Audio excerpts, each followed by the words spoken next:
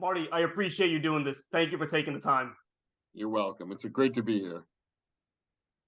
I want to begin with your story. It's a unique story. It's a scary story. In a nutshell, which sounds ridiculous, give me your story.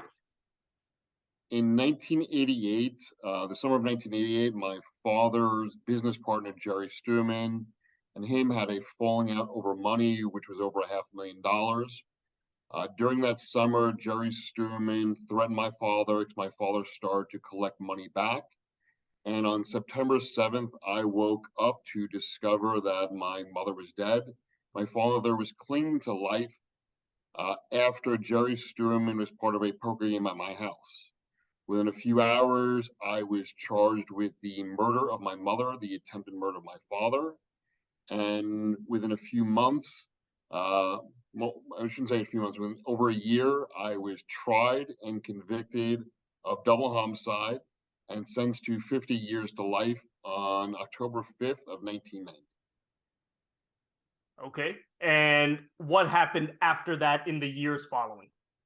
In the years following, we appealed my conviction from the appellate division to the New York State Court of Appeals to the Federal District Court to the Second Circuit Court of Appeals, all the way to the Supreme Court. The New York State Appellate Division in 1993 issued a split decision where it started with two judges voting to affirm the conviction, two judges voted to dismiss the indictments against me and free me. Unbeknownst to any of us, a fifth judge was appointed to affirm the conviction. Thereafter, the Court of Appeals affirmed in 7-0. Then the Federal District Court affirmed habeas.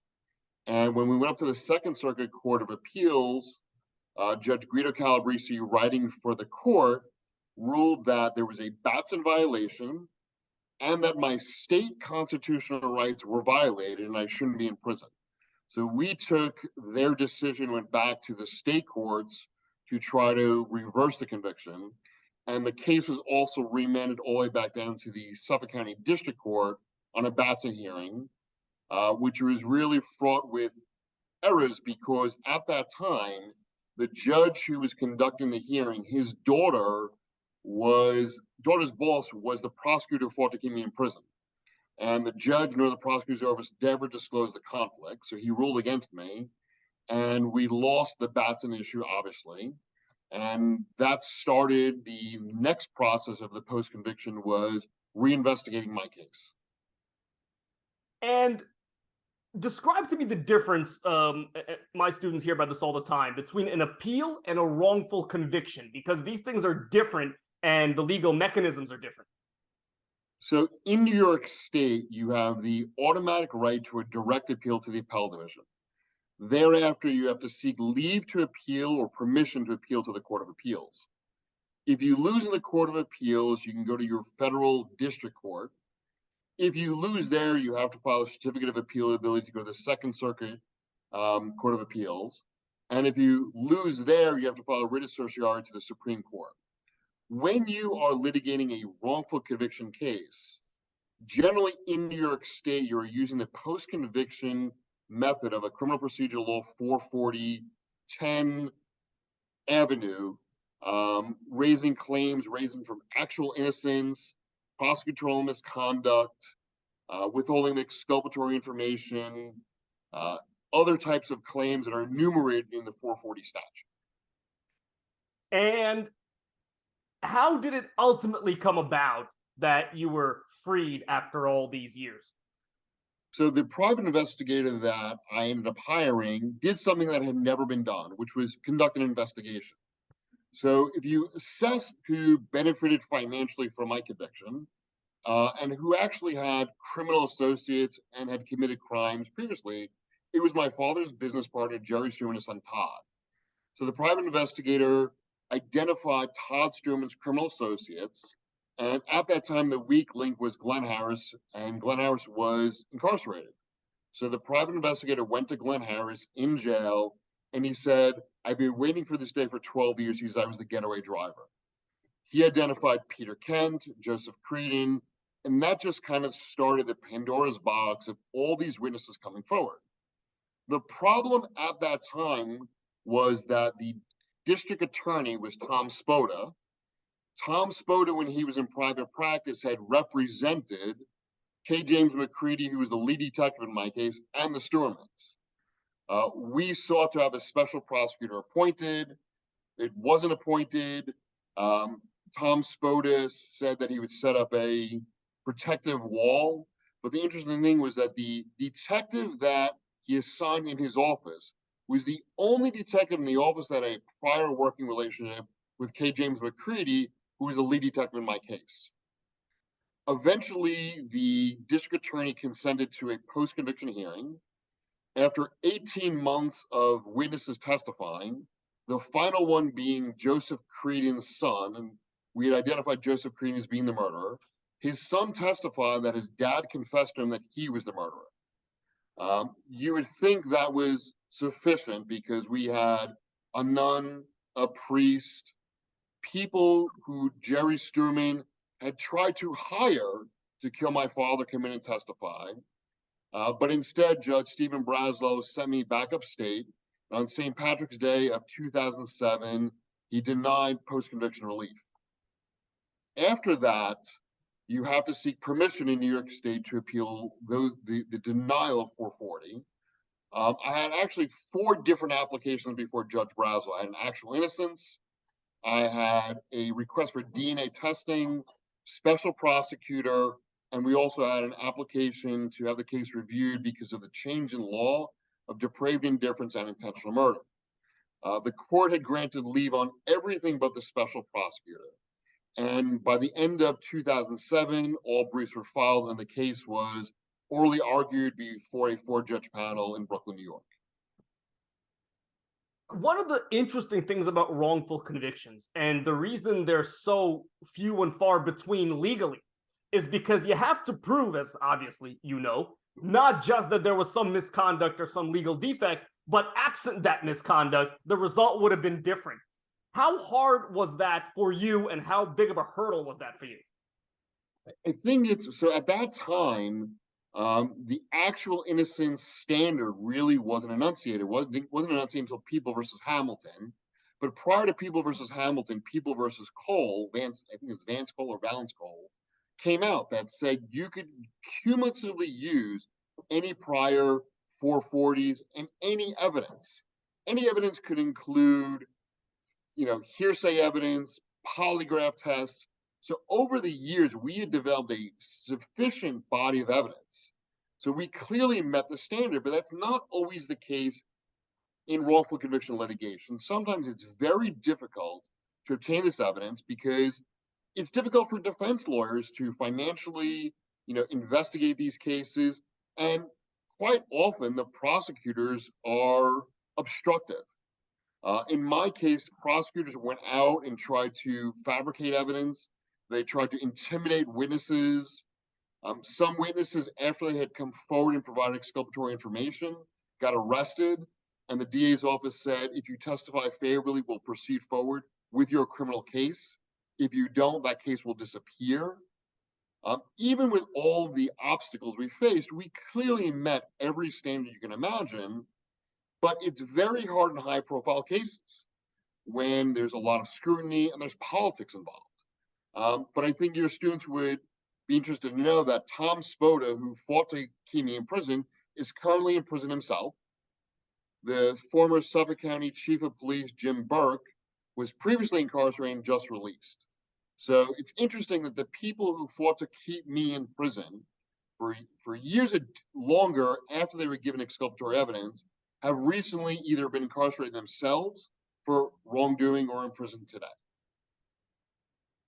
You mentioned and you hit upon this idea of limited defense resources. That's a problem in all of law. That's certainly a problem in criminal law. That's certainly a problem post-conviction. Was that, or is that rather, an issue that you see in the cases that you now litigate as a lawyer? I mean, absolutely. We see this time and time again. I teach an undergraduate class at Georgetown University called Making an Exoneree with my childhood friend, Mark Howard. I can't tell you how often our students know more about the case in 2 weeks than the original lawyers did. And the problem we always face is trying to get competent post-conviction counsel. And that's because some of these cases are 10, 15, 20 years old. The records are thousands of pages long, and it's extremely costly, especially for solo practitioners to take these cases on. I think the ABA did a study years ago, and they said if somebody's been incarcerated, I think 15 years, post-conviction lawyers could spend anywhere between $3 and $5 million trying to reinvestigate and litigate these cases. And I consistently tell people that if you think on an average year, we probably have 100 to 180 exonerations, which is a number that should scare everybody. Imagine if the billionaires of this world donated 0.5% of their net worth to defense organizations to increase the number of people doing post-conviction work. How many more exonerations would we obtain? And in your experience, do these wrongful convictions come about because of prosecutorial misconduct? Is it police misconduct? Is it a combination? Is it something else entirely? It's everything. It's prosecutorial misconduct, police misconduct, false confessions, junk science, bad collection or preservation of evidence, jailhouse snitches, and sometimes it's also bad lawyers. People, I think, have to really understand that, especially in murder and serious sex crimes, they're challenging cases, they're difficult cases. And if you're not prepared to really do the work, you shouldn't do the work. I think they've said that in most of these cases, if you go back and the lawyers were interviewed, many of them said they weren't prepared for it. But the other thing is that even the lawyers that were prepared for it were up against the largest and most powerful law firm, no matter where they were in this country. The government. And the government. And I can't tell you how often I ask groups of students, which is the most powerful law firm in your county? And I could say in the last 3 years, there was only one person that ever got it right. And that was an incarcerated student in District of Columbia that I recently spoke to, the prosecutor's office. I said, how is it that only one person in 3 years knew it right away? I always get, I don't know. I go, yes, you do. It's the government. Subpoena power, arrest power, wiretap power, kidnap power. They hold the evidence, they suppress the evidence, they hide the evidence, they lie, they cheat, they steal, and it's just wrong. It's just wrong because if you go to the National Registry of Exonerations, which I think every one of your students should go to, if you look since 1989, how many innocent men and women have lost, I don't know, it's like 25,000 years being wrongfully imprisoned. How much of this, to some degree, falls on law schools to limit the academic portion of their curriculum and perhaps cut off the last year and a half? I understand there's a business model in place. I get all that. Cut off the second year and a half and perhaps turn it into an apprenticeship program where they can work with criminal defense lawyers, organizations, and get kind of going rather than taking useful, interesting classes in the last year and a half, but perhaps classes that will prepare them not as well. So it's very interesting. One of the former deans of Torah Law School said, so many law schools in America graduate good students. He said, we don't graduate good lawyers. And he said, the model of law schools needs to change. And one of the ideas is the last year is more of a practical approach. I think any student who is looking to go into become a prosecutor or a defense lawyer should take a wrongful conviction class, should go to the Innocence Project to really understand the power that they have. When I taught a wrongful conviction class, half of my students were prosecutors, wanted to become prosecutors. And I reminded every one of those that want to be prosecutors that the power that they held. And I said, realize this and always remember this. If you have a cop or a witness who testifies in one of your cases and you know is lying, you don't trust them. If you have them in another case, don't trust them either. And do the right thing, dismiss the case. And I found that afterwards, one of my students came to me and said, I did what you said. I dismissed both cases because I realized the power we had as prosecutors, and I prevented somebody from possibly being wrongfully convicted and incarcerated. and they reported that officer to the supervisory people. And it's interesting because I said, think about what you did. You upheld your actual duty, which is a duty to seek justice, not merely convictions. And I think the only reason why she did that is because she took my class. Do you sometimes find folks drawing connections between advocating for, obviously, the eradication of a wrongful conviction or prosecutors doing the right thing with anti-police, anti-prosecutor sentiment, right? You're a guy that would have more justification than most to be generally anti-police and anti-prosecutor. Do you see that happening? I do, but I also see what's happening is that people who are intelligent, who've been in the system, can really separate the good ones from the bad ones. The problem is the bad ones infect the whole system. I'm not anti-police. I'm not anti-prosecutor. I'm not anti-judge. What I'm anti is bad cops, bad prosecutors who don't do their jobs, right?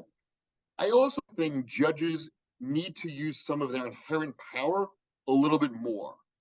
So there was a case from the Bronx from several years ago by the name of Nicholas Morris. For almost 2.5 years, the defense lawyer tried to convince the Bronx DAs that they had the wrong guy. And nobody would listen to the defense lawyer. They got the trial. The defense lawyer made opening statements, and the judge said, have you told the line assistant everything you said in court today? The defense lawyer said, I've been trying for 2.5 years, and he won't listen to me. The judge took it upon himself to say, would you consent to a mistrial if I can guarantee you a meeting with the Bronx DA and have the case assigned to new prosecutors? Defense lawyer consented. 45 days later, the indictment was dismissed against Nicholas Morris, and 6 years later, the guilty party was actually arrested for that murder. And I think there's two things that were shown from this case, was that the defense lawyer was zealous beyond belief, and the judge used his inherent authority to recognize that there was a problem here. And I wish more judges would do that, because I think judges do have the power to stop a proceeding if they know something is just wrong, if they feel it's something wrong. And I just don't think enough judges did. There was a time when DNA evidence was something that nobody knew about in the legal system. Now everybody knows about it. I know you've done work with the Innocence Project. How often is forensic evidence a basis for wrongful conviction? Is it as common as a Brady violation, for example? I believe it is. I believe it's the smaller group of wrongful conviction issues, because you have to realize in some cases there isn't biological evidence. So there's no biological evidence, there's no DNA. But then you also have to realize that when there is biological evidence, the evidence had to be collected properly, stored properly, preserved, and maintained. And, if all of those factors have existed, then you have to get the evidence tested. So often, though, in post-conviction proceedings, though, the government will oppose DNA testing, and sometimes for the most ridiculous reasons ever. Because if we believe in the reliability of DNA evidence, there should not be a single prosecutor in America that would oppose DNA testing, especially when you have the defendant who's willing to pay for it. And in many cases, and most cases obviously aren't as serious as yours when it comes to a wrongful conviction case, in your run-of-the-mill, everyday false arrest case, one of the big problems is proving that there was no probable cause. Probable cause is such a low standard in our law. Do you see that problem? It's almost impossible to show that discretion was violated. We see it all the time. One of the bigger issues that we see, and one of the, I think, causes that nobody really wants to talk about, is that so often there is a very close relationship between law enforcement, cops and detectives, and the prosecutors. And that when detectives or law enforcement bring evidence or witness to the prosecutor's office, they never challenge it. They almost just automatically accept it as God. And I think if anybody looks at all the Scarcella exonerations in Brooklyn, Sure. Yep. they'll really see how this happens. I mean, Scarcella was this decorated detective, and no matter what evidence he brought to the prosecutor, they just accepted it. And the more times I've actually had the opportunity to work with CIUs around this country, I hear the same thing, that in a lot of these wrongful convictions, and we're hearing a lot from Chicago lately, that the detectives and the prosecutors had such a close relationship that there was never a point where anybody challenged or questioned whatever evidence was brought to them. Now, I teach prison litigation courses. And in our prisons, we claim, right, that we want to rehabilitate, right? The purpose of punishment in this country is to rehabilitate. In your experience, which is unfortunately plentiful, do you see the prison system as a rehabilitative mechanism? So, the prison system really, to me, isn't about rehabilitation. They're not called rehabilitation facilities, they're called correctional facilities. One of the problems I've found over the past few years is that so many people think that programs in prison will rehabilitate somebody. The problem is what if that they don't need rehabilitation? What if the problem is that prior to them committing a crime is where they really need the help of the treatment? If you actually speak to a lot of people who have committed crimes and you ask them, why'd you commit a crime? They would say, well, there was no job training, no job opportunities, no educational opportunities, no mental health counseling. There was no opportunity to get out of that system. In prison, though, the best rehabilitative program were the college programs, and many of them have been eliminated over the years. But the problem is that what if somebody doesn't need rehabilitation? What they then need is some kind of training program that when they get out, they can have a certified training. A lot of those have been eliminated as well. During my 18 years, we had some apprenticeship programs. There was a computer animated design program where it was a 4-year program, which was great. Some jails have auto mechanics, but some jails, prisoners want to make money, so they make license plates or they make a desk. I don't think that's what we need. I think what we need to do is humanize everybody in prison and give them the tools to succeed on the outside if they were never given those tools. One of the things that I've said for years is that if we know somebody is going to get out, we should develop what I would call a transition prison. Because for somebody who's been in prison 10, 15 years, they may not know about credit debit cards. They may not know how to do a resume. They may not have a driver's license. And the best way to have them reintegrate into society is have them properly be prepared for that experience. Related to that is the issue of mental health. There are places around the country now where crime rates are going up, and there are some folks that are blaming this on mental health and the fact that the criminal justice system can't deal with mental health. What is your experience with folks who need mental health that are thrown in the criminal justice system? They only get worse. They don't get better. My experience, most of the individuals that suffered from mental health conditions were overly medicated. They were transformed into zombies. And the second part is that those who wanted to seek mental health care, either through a social worker, a psychiatrist, or psychologist, were always fearful because they always feared that whatever they said wasn't going to be kept confidential and that it would affect them somehow either on parole or for parole release or in their programming. But the bigger issue is that why are we waiting until they're involved in the criminal justice system? We should be addressing this way before they end in the criminal justice system. I want to talk to you a bit about the death penalty, right? Because it's connected a whole lot to wrongful convictions, right? There are folks around the country that say that who support the death penalty will say that they do it for the most heinous of crimes. There have been convictions like yours that have been overturned. There have been convictions where folks have been in for nearly 30 years. How do those two discussions merge? The death penalty is not a deterrent to committing crime. It should not exist. We have executed innocent people. We have wrongfully convicted people and sent them to death row. Many lawyers who, over the years, who have actually tried to defend death row clients are not prepared for it. We see this time and time again. If you ask people who have committed murder who are guilty, and you say, were you ever considering the punishment? They'll tell no. They don't care. The other thing is, let's understand the cost to the system and the emotional toil to everybody involved.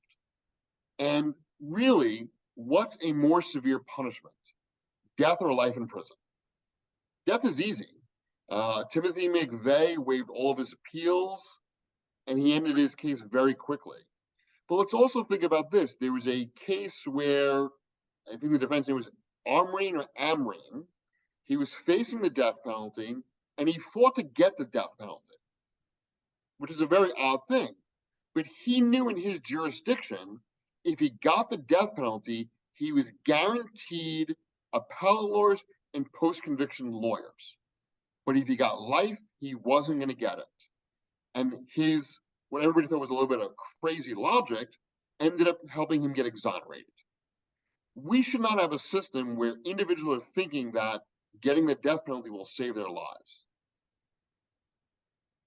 I want to finish up more with a philosophical question than a legal question.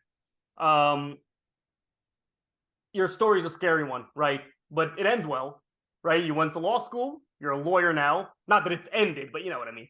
What would you say to folks, not just prisoners, but in general, folks who have been down and out, find themselves in a tough spot? You know, it's interesting. I introduce myself now as I'm the Peter P. Mullen Distinguished Visiting Professor at Georgetown University. Starting in January, I will be an adjunct professor at Georgetown Law School.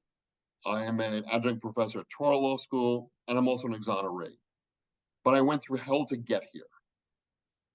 If I can achieve this, so can everyone else. Life creates obstacles for us, and I think we're defined by how we deal with those obstacles. But I also think that those who face obstacles can succeed, can have an impact on society beyond anything they can realize.